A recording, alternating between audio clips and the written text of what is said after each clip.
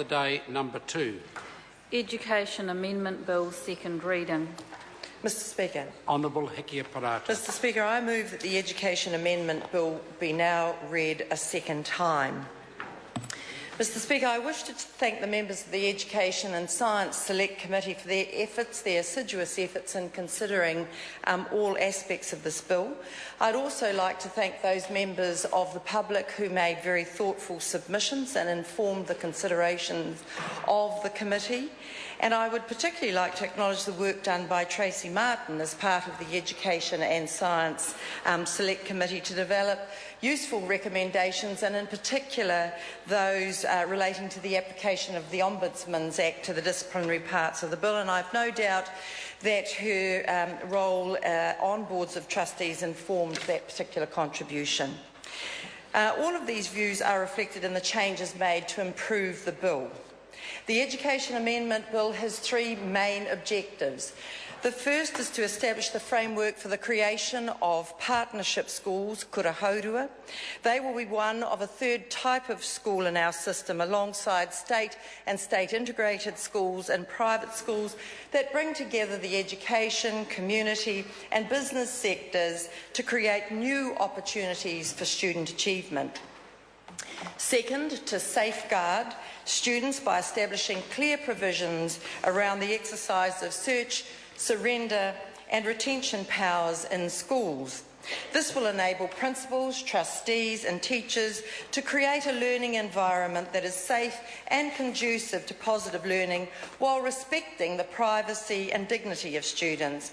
And third, the bill enables changes and clarifications to be made to such areas as the functions and powers of boards, alternative board constitutions, the allocation of national student numbers and the use of Crown land for building early childhood centres. We believe that the Education Amendment Bill 2012 will provide fresh opportunities for the New Zealand education system, but most of all to provide levers to raise student achievement. The bill generated a lot of public interest, which was reflected by the number of submissions received by the Education and Science Select Committee. The committee has carefully considered all of the submissions and recommended some changes to the legislation. By a majority, the committee has recommended one change to the legal framework for partnership kura. The committee considered the concerns of those who made submissions, particularly regarding parents' ability to challenge disciplinary decisions made by a partnership kura. It has proposed that the accountability to parents be strengthened by the inclusion of a new disputes resolution process. This process has 2 strands. First, each partnership kura must set up an independent review procedure to manage disputes regarding decisions made by the school, Clause 31, new section 158D. And second, partnership kura will be subject to the Ombudsman's complaints jurisdiction regarding disciplinary decisions. The independent review requirement recognises the importance of having an impartial decision-making procedure for students who are legally required to enrol and attend school and whose parents have no contractual relationship with the institution. It will be fit for purpose, targeted towards meeting the needs of students and reflect the particular characteristics of the school. Giving the Ombudsman jurisdiction over complaints relating to disciplinary matters means they can bring to bear their years of experience and expertise, including the significant body of precedent that has been built up over time. In addition, this will ensure that partnership kura, in this particular regard, are treated consistent with all the schools across the New Zealand school sector. The amendments make it clear how parents can be involved in the successful resolution of disputes at partnership kura, ensuring that these schools are accountable to their stakeholders. By a majority, the committee has recommended changes be made to the search, surrender and retention provisions of the bill. These changes respond to concerns expressed by submitters from across the education sector. The proposed approach will contribute to safe learning environments, which in turn will better enable schools to focus on the goals the government has set in relation to raising achievement, and in particular for 85% of all 18-year-olds achieving NCEA 2 equivalent or better in 2017. Submitters spoke of the need for a robust and comprehensive legal regime, one which would enable schools to address issues arising from students bringing harmful items onto school premises, such as drugs or weapons.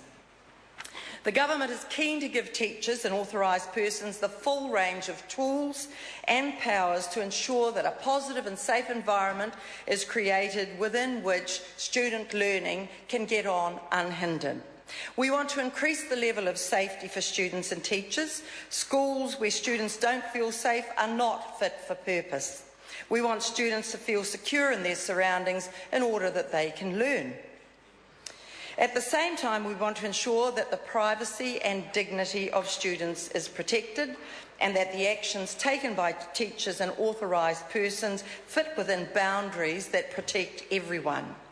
The amendments make it clear that if teachers and authorised staff members have grounds to believe a student is carrying a harmful item, they may direct them to produce and surrender them.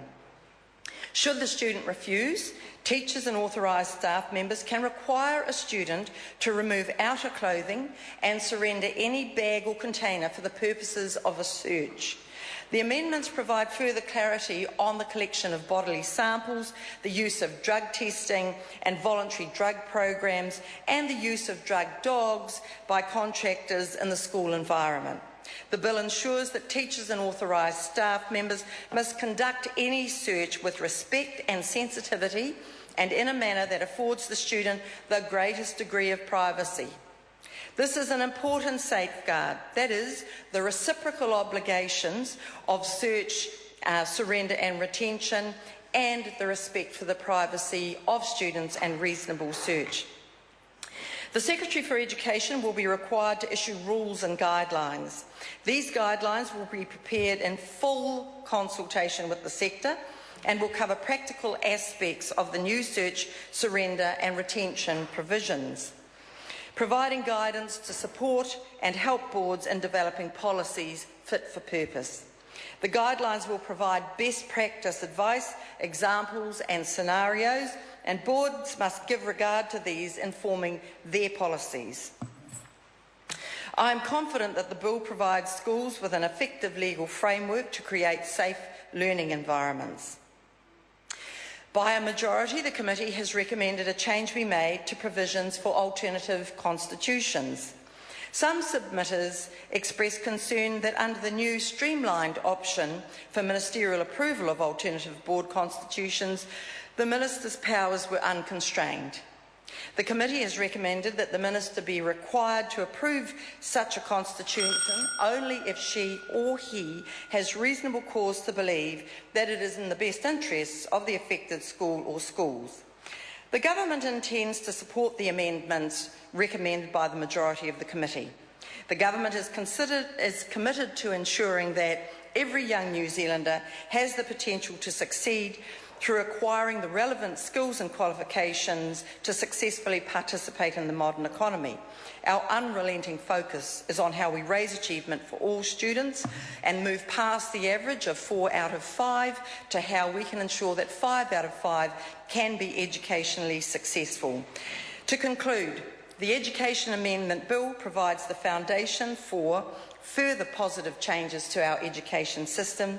It creates the framework for partnership schools, kura haurua, partnering New Zealand communities with education and business alongside of parents and giving them more options.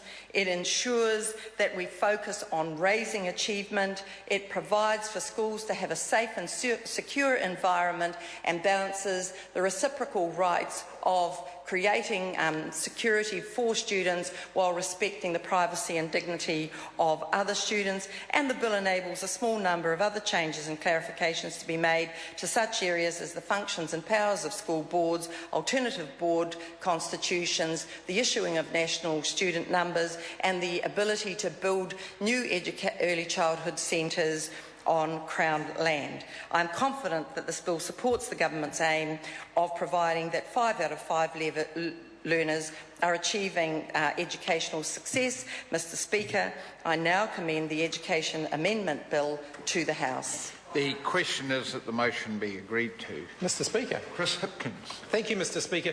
Mr Speaker, the very first